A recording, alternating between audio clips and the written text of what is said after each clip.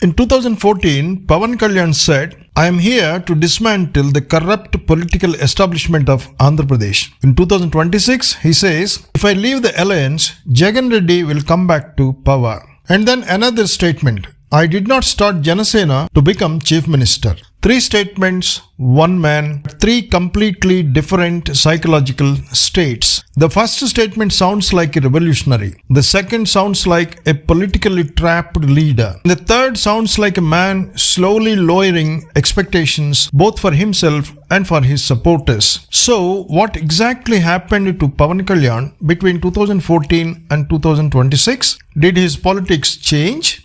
Or did something deeper change inside him psychologically? I am Dr. Ramesh, and today this is not an electoral analysis video. This is a psychological analysis of one of the most fascinating political transformations in Andhra Pradesh politics. Because Pawan Kalyan's story is not just about elections. It is about idealism, failure, fear, survival, and what happens when a revolutionary faces public rejection for the first time. Section 1. The 2014 fire. When Jana Sena Party was launched in 2014, Pawan Kalyan looked unstoppable emotionally. The speeches were electric. Che Guevara quotes, anger against corruption, anger against dynastic politics, a strong anti-establishment tone, and most importantly, emotional authenticity. Young people did not see him as just another film star entering politics.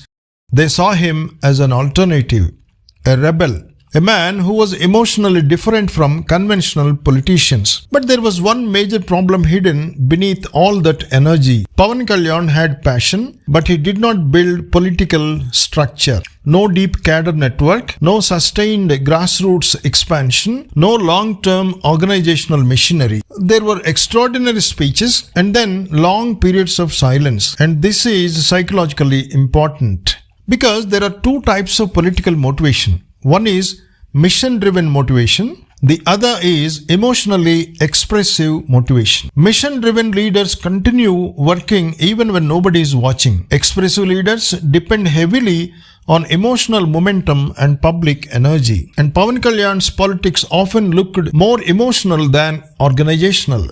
He was excellent at creating movements, but movements require consistency, and elections are won by systems, not speeches. Section 2. The 2019 breakdown. Now we come to the real turning point. 2019. Jana Sena contested independently. Pawan Kalyan personally entered the battlefield. And what happened?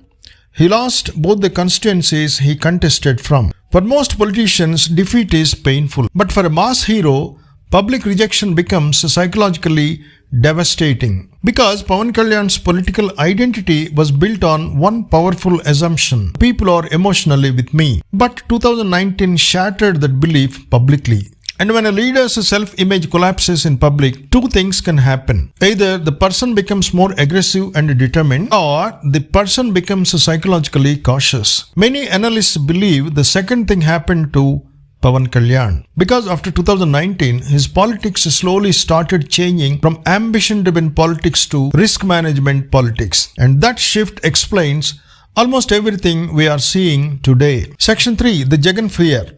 Now let us examine his recent statement carefully.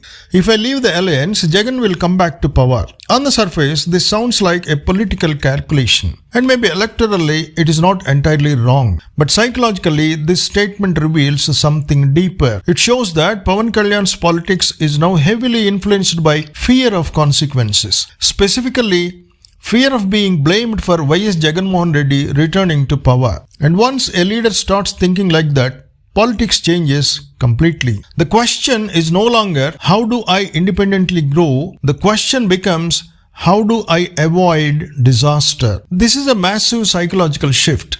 In 2014, Pawan Kalyan's politics was vision-driven. In 2026, it increasingly looks fear-driven. That is why alliances now feel psychologically safer for him, because alliances reduce uncertainty. They reduce the risk of total political collapse. And most importantly, they reduce personal blame. If he fights alone and loses badly again, it could reopen the psychological wound of 2019. So the alliance becomes more than strategy. It becomes emotional protection. Section 4. I never wanted to be CM. Now let us come to his most revealing statement. I did not start Jana Sena to become Chief Minister. This is a very important statement psychologically because political party founders usually project ambition, even if indirectly. But here, Pawan Kalyan appears to be lowering expectations consciously. Why?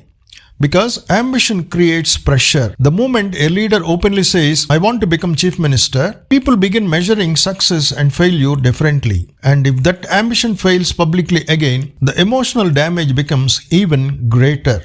So, sometimes the human mind protects itself by reducing its own desires. By saying, I never wanted that position anyway, this is not necessarily dishonesty.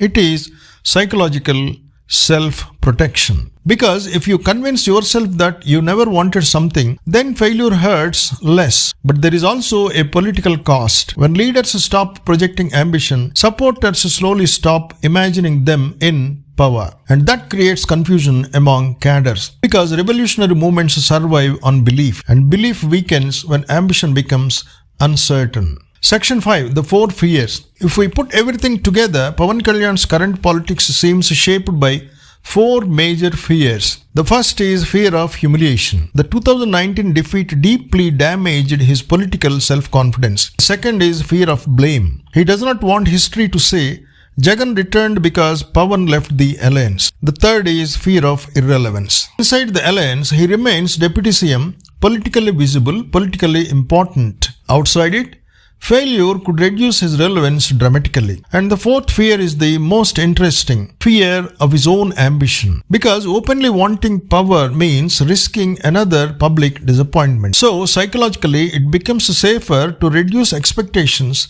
than to chase uncertain victory. And this is where Pawan Kalyan's politics transformed from revolutionary politics to survival politics. Conclusion. But politics is unpredictable. People change, leaders change, circumstances change. The same political environment that psychologically weakened Pawan Kalyan could one day rebuild him again. Because somewhere beneath all the caution, the alliance compulsions, the fear of failure, and the carefully lowered expectations, the 2014 version of Pawan Kalyan may still exist. The angry outsider, the anti-system rebel, the man who genuinely believed he could transform Andhra Pradesh politics. The real question is not whether Pawan Kalyan can become Chief Minister. The real question is this: can he psychologically recover the courage to take risks again? Because in politics, the difference between leaders and survivors is not intelligence. It is the willingness to risk failure again after being broken once. I am Dr. Ramesh. If you found this analysis thought-provoking, like the video, subscribe to the channel